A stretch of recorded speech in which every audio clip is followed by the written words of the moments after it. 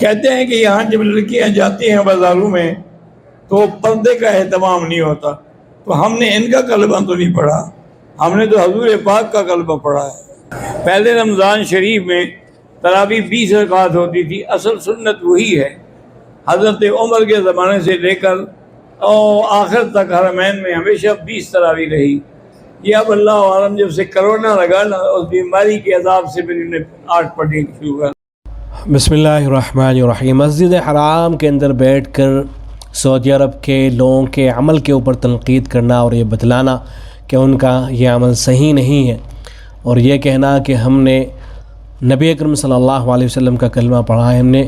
یہاں کے لوگوں کا کلمہ نہیں پڑھا ہے، یقیناً بہت بڑی بات ہے۔ اللہ رب العزت حضرت کی عمر میں برکت عطا فرمائے، حضرت کے علم میں برکت عطا فرمائے، اور ہر طرح کے فتنے سے اللہ رب العزت حضرت کی حفاظت فرمائے۔ دیکھیں اس وقت سعودی عرب کے اندر جو کچھ ہو رہا ہے، کچھ چیزیں تو یقیناً اچھی ہو رہی ہیں، لیکن کچھ چیزیں وہ ہیں جو بہت زیادہ بری ہیں۔ اسلام اور شریعت کا جنازہ نکالا جا رہا ہے، وہاں پر میوزک عام ہوتی جا رہی ہے، گانا بجانا عام ہو رہا ہے، بے پردگی عام ہوتی جا رہی ہے،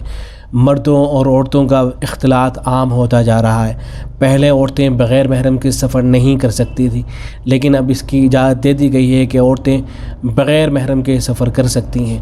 سنیما کھلتے جا رہے ہیں، اور پہلے شراب وہاں کے لوگ چوری چھپے پیا کرتے تھے، لیکن اب حکومت کی طرف سے سفارتکاروں کے لیے اس کا نظم کر دیا گیا ہے باقاعدہ۔ تو یہ جو خرابیاں وہاں ہو رہی ہیں تو ان کے بارے میں لوگوں کو بتایا جائے، تاکہ وہاں کے جو لوگ ہیں ان کے دلوں کے اندر بھی، اور جو دوسرے حضرات ہیں ان کے دلوں کے اندر بھی کم از کم یہ احساس تو باقی رہے کہ یہ چیزیں غلط ہیں۔ میوزک، اسلام میں میوزک کی کہیں سے کہیں تک اجازت نہیں ہے،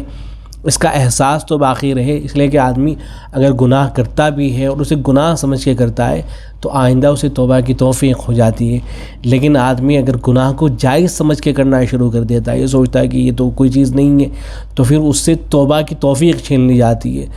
اسے آئندہ توبہ کی توفیق نہیں ملتی ہے۔ تو لوگوں کے دلوں کے اندر کم از کم یہ باتیں بٹھا دی جائیں کہ گناہ ہیں، غلط کام ہیں، ان کی شریعت کے اندر کوئی اجازت نہیں ہے، اور یہ کام ان حضرات کو کرنا چاہیے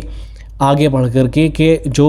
حکومت کی طرف سے وہاں کی یا وہاں جو کچھ بھی ہو رہا ہے اس کی کوئی نہ کوئی تعویل کر لیتے ہیں اور کہہ دیتے ہیں کہ یہ تو اس وجہ سے ہو گیا ہے، یہ تو اس وجہ سے ہو گیا ہے۔ تو بجائے اس کے کہ ان چیزوں کی تعویل کی جائے، صاف صاف لفظوں میں کہا جائے کہ یہ چیزیں غلط ہیں، گناہ کے کام ہیں، شریعت میں ان کی کوئی اجازت نہیں ہے۔ اگر کہیں بھی یہ کام ہو رہے ہیں تو غلط ہیں، چاہے وہ سعودی عرب کے اندر ہو، مکہ المکرمہ کے اندر ہو، خانہ کعبہ کے آس پاس ہو رہے ہوں، کہیں بھی اگر کوئی غلط کام ہو رہا ہے تو بہر صورت وہ غلط ہے،